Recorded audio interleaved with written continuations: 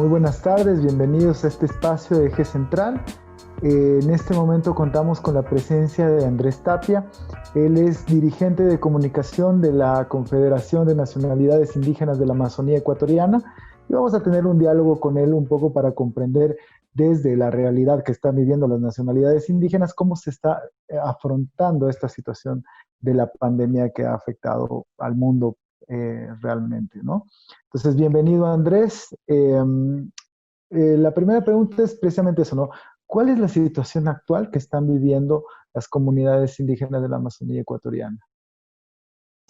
Bueno, realmente hoy hay una situación bastante preocupante en la región amazónica, puesto que yo diría de bastante incertidumbre porque no conocemos en exactitud eh, la magnitud real, ¿no?, del impacto. Obviamente hemos podido realizar pruebas, hemos hecho una propia estadística que nos permite como tener datos, pero siempre pensamos que esto no va a reflejar el total de la realidad de lo que está ocurriendo y justamente esta incertidumbre de cómo puede comportarse el virus, a pesar que ya el virus ha estado presente en los territorios desde prácticamente hace 2 meses atrás, pero esa incertidumbre pues es un poco preocupante, ¿no? Porque no sabemos en qué momento puede existir rebrotes, entre otros. Entonces, yo pienso que esa es la situación que se está presentando a nivel de la región amazónica, el mismo hecho de no conocer en qué etapa de la curva de contagios estamos, ¿no? Sabemos que estamos en un nivel alto, en el que la curva sigue creciendo, pero no sabemos por cuánto tiempo más va a seguir y si esto incluso va a sobrelaparse con un nuevo brote que pueda llegar a ocurrir, ya que en muchos de los lugares ya digamos que pasó la curva más alta y ha habido brotes.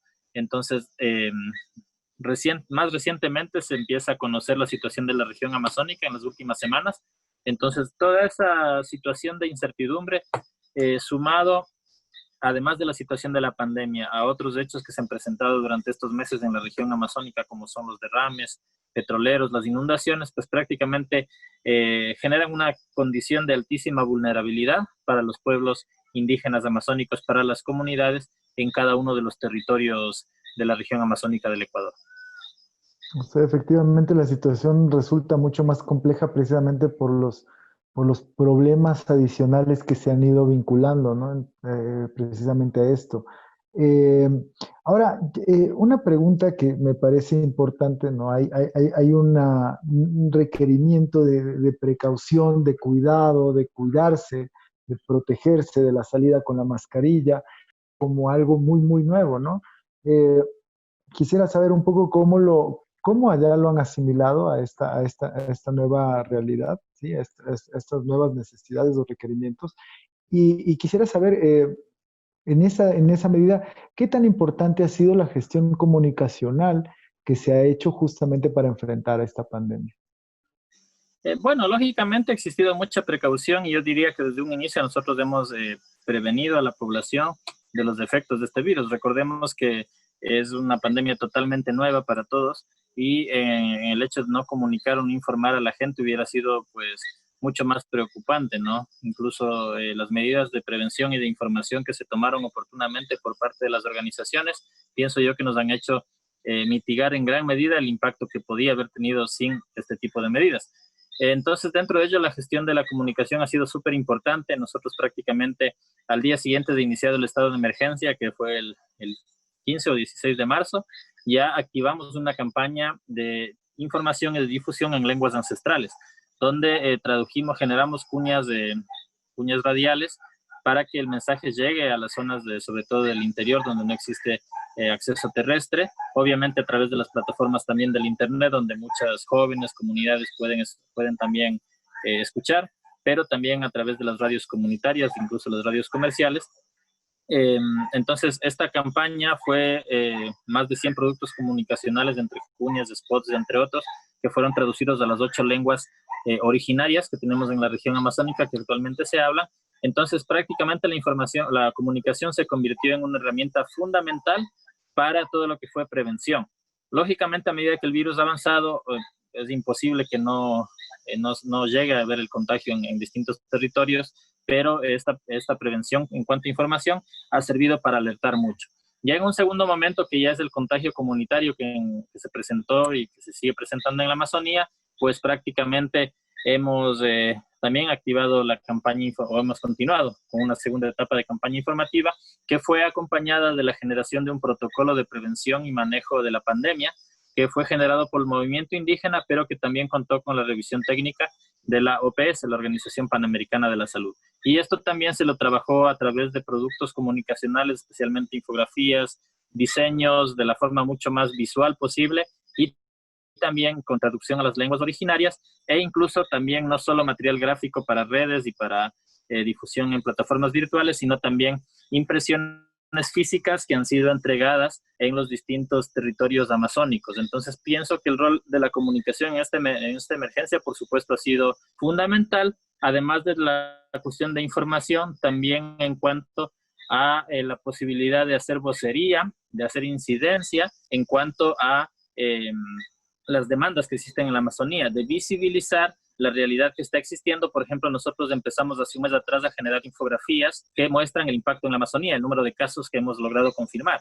Entonces, solo esto ha permitido que se pueda esto posicionar el problema que tenemos en la Amazonía por el coronavirus a nivel nacional. Incluso medios de comunicación nacional lo han tomado ya como información oficial, la que nosotros hemos generado, y todo esto ha sido a través de infografías que son bastante gráficas, visibles, y que permiten que el mensaje llegue. Entonces pienso que esos han sido los medios. Me parece sumamente interesante lo que nos cuentas, y en realidad yo quisiera que desde tu perspectiva nos ayudes a evaluar un poco la estrategia de comunicación que ha manejado el gobierno y una dimensión y plantear un análisis de cuán efectivo ha sido lo que, digamos, la comunicación que se ha manejado desde el gobierno, ¿sí? Y desde tu perspectiva, justamente analizar la efectividad que en cambio las acciones que ustedes han tenido, de alguna manera identificar precisamente cuál es la incidencia que han logrado tener con los materiales que precisamente tú nos acabas de comentar. Bueno, aquí es importante resaltar que ya de por sí nosotros en la Amazonía partimos de una situación en desventaja, y es que la presencia del gobierno históricamente ha sido débil en la región amazónica, el aparato como tal del Estado, ¿no? La presencia del Estado acá es muy reciente, con instituciones públicas, por ejemplo, es muy reciente, en los últimos 20 años o menos incluso. Entonces ya de por sí existe una desatención histórica hacia la Amazonía. Si hablamos de zonas del interior, por ejemplo, que no cuentan con sus centros de salud, con ninguno de los servicios básicos, peor con internet, entonces ya de por sí estamos diciendo que la presencia del Estado ha sido baja. Y en una emergencia de estos tipos, por supuesto que además que ha saturado los servicios de salud en ciudades tan grandes como Guayaquil y ahora en Quito, no se diga menos en los territorios indígenas. Imagínate una zona de acceso netamente aéreo en la frontera con el Perú, pues prácticamente no cuenta con insumos, con equipos. Entonces también en la generación de la información nosotros vemos que ha habido una respuesta bastante tardía. Es decir, no ha existido datos desagregados durante este tiempo. Están empezando a generarse, hemos visto del Ministerio de Salud, datos desagregados que todavía por la parte institucional o burocrática del Estado todavía no son oficiales a nivel incluso desagregados. Frente a esta realidad, nosotros no podíamos estar esperando de que haya esta información, a pesar que la habíamos pedido desde un inicio, que se informe con datos desagregados por nacionalidad, y optamos por nosotros mismos generar la información en articulaciones con universidades, con los mismos distritos de salud y con los médicos ruralistas. Hemos generado las pruebas, o sea, hemos realizado las pruebas y hemos generado, ¿no es cierto?, más que una base de datos, las infografías que evidencian, pues, cuál es el impacto real. Porque además tenemos la ventaja de, al estar conectados con los territorios indígenas, pues recibir la información de primera fuente. Es decir, una vez que existe una alerta, acudimos a esa zona, se realizan las pruebas y se verifica que existe, en este caso, casos de contagio. Esto yo pienso que ha llegado a un momento importante en el cual nuestra misma información se posicionó como ya información oficial a través de ruedas de prensa que hemos venido dando en este mes que pasó de junio, pero por ejemplo la última infografía del viernes pasado, o no recuerdo exactamente el día, que fue presentada por Ecoavisa en una entrevista con nosotros, pues prácticamente da como oficial nuestros datos, más que los mismos datos que no existen todavía o no están oficializados por parte del Estado, ¿no? Entonces pienso que en ese sentido, más bien, la respuesta y la información que hemos generado, acompañada de la incidencia comunicacional, ha sido bastante efectiva. La misma situación tiene que ver con el protocolo de manejo de la pandemia. que prácticamente lo generamos en el primer mes de la emergencia y que ha sido el protocolo que de hecho el mismo Ministerio de Salud ya lo ha tenido que tomar como referencia, porque tiene la aval además de la OPS, y que incluso un protocolo que lo había generado después, mucho después del Ministerio de Salud, realmente no terminó siendo posicionado porque no recogía la realidad que sí tenemos nosotros como dirigentes, percibimos y recibimos de las comunidades. Entonces, pienso que en ese sentido sí hemos tenido una buena aceptación de la información que hemos generado. ¿Tienen dentro de su estrategia comunicacional pensado un siguiente momento? ¿Sí? No me voy a adelantar a un post-COVID, pero no sé, pensados nuevos productos o algo diferente que se venga en un futuro próximo. Sí, sin duda hay que ir midiendo en función de cómo está el panorama. Por ejemplo, finalmente luego de dificultades con el Estado, ahora estamos generando cuñas radiales conjuntas, ¿no? Las próximas cuñas que están ya por salir la próxima semana, digamos, ya fueron coordinadas también con el Ministerio de Salud, entonces van a tener también su aporte, nuestro aporte, y sobre todo ya recogen un criterio de interculturalidad.